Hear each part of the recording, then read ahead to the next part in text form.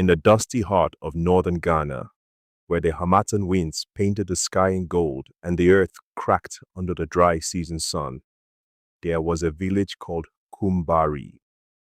It was a place of tradition, pride, and rules older than memory. There, a girl was born on a night of thunder. Her mother named her Amina, meaning trustworthy. But many in the village whispered that thunder on the night of a girl's birth was a bad sign, because in Kumbari, girls were expected to grow quietly, like grass beneath the feet of men.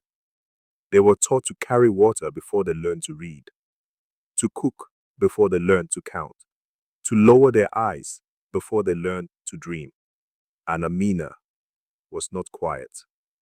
By the age of 6, she asked questions no one wanted to answer. Why do boys go to school every day? Why can't women sit under the baobab tree during village meetings? Why must my brother rest while I carry his bucket? The old women laughed nervously. The men frowned.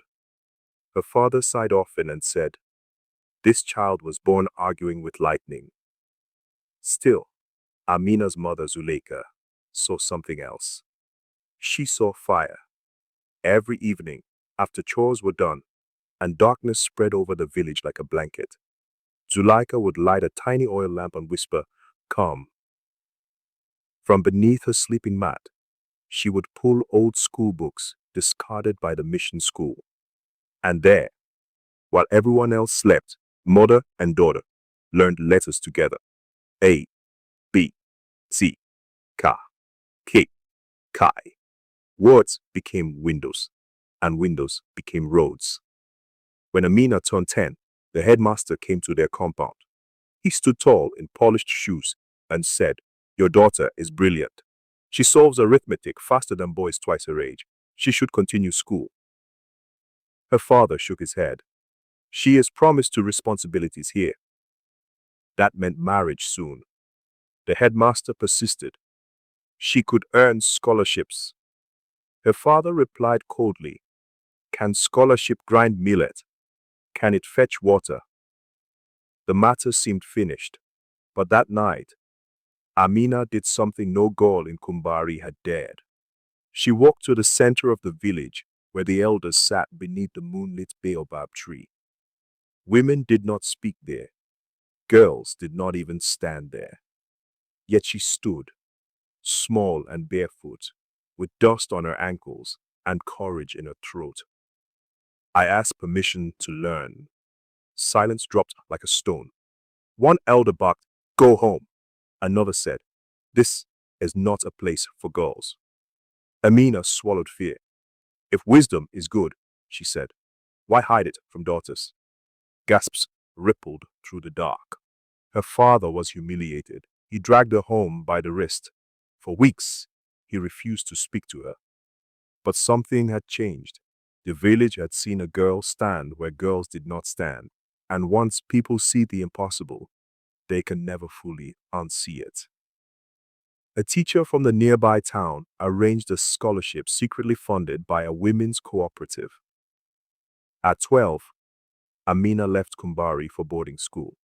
It was the first time she had seen electric light, the first time she had seen a library, the first time she had met girls who wanted to become doctors, judges, engineers. She stood it with hunger. When others slept, she read. When others rested, she practiced. When she failed, she learned. When boys mocked her accent, she sharpened her grammar. When classmates laughed at her village clothes, she wore confidence like silk. Years passed. Exams came. And then, one bright morning, results were posted. Students crowded around the board. Someone screamed, "Amina, first in the region." The girl from Kumbari, who once read under an oil lamp, had outscored students from wealthy cities. Newspapers wrote about her. Radio stations invited her. Scholarships poured in. She went to university in Accra. Then later, through relentless excellence, she earned a place abroad to study economics and public policy. But no matter how far she traveled, she carried two things: her mother's lamp, and the memory of girls still carrying water instead of books. Years later, Amina returned home, not as a girl, as Dr. Amina Zuleika, advisor to ministers, economist, speaker at international forums. Cars followed her. Cameras flashed. The same village that once scolded her now lined the roads to welcome her. Children sang songs. Women ululated. Men adjusted their hats and smiled as if they had always believed in her. But Amina remembered. She remembered the laughter, the rejection, the sting of being told no before she had even begun. At the celebration, the village chief stood to honor her. "We are proud," he declared. "You have brought glory to Kumbari." Then he invited her to speak beneath the baobab tree, the very place she had once been chased away from. Amina stepped forward. The crowd quieted.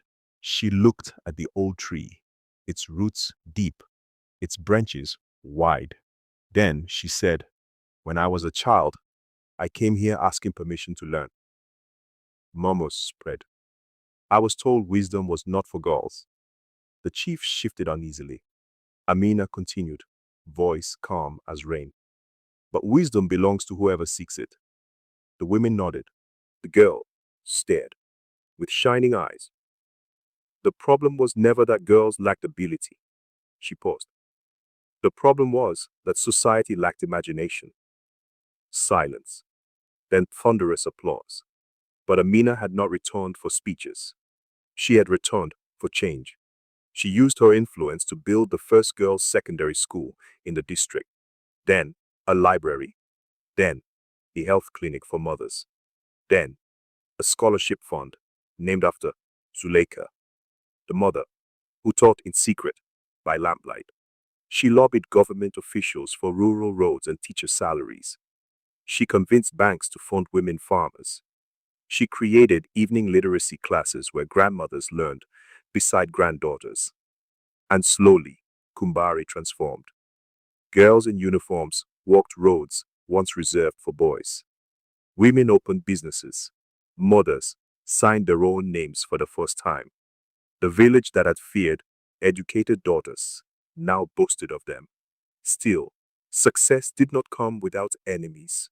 Some powerful men accused her of destroying tradition.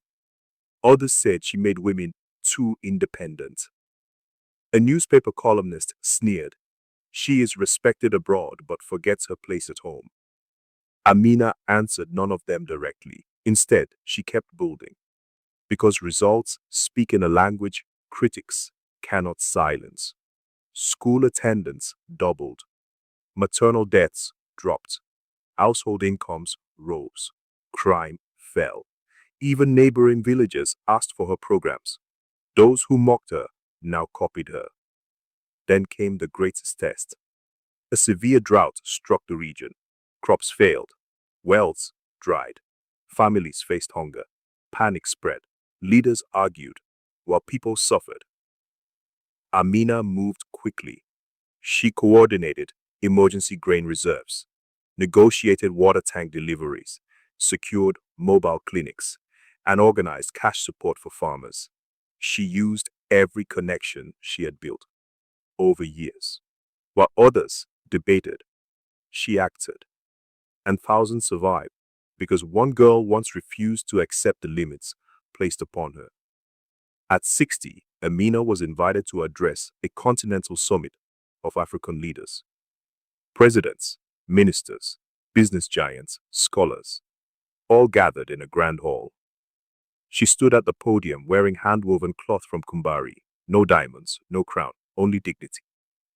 She began, "I was born in a village where girls were expected to serve silence." The room listened.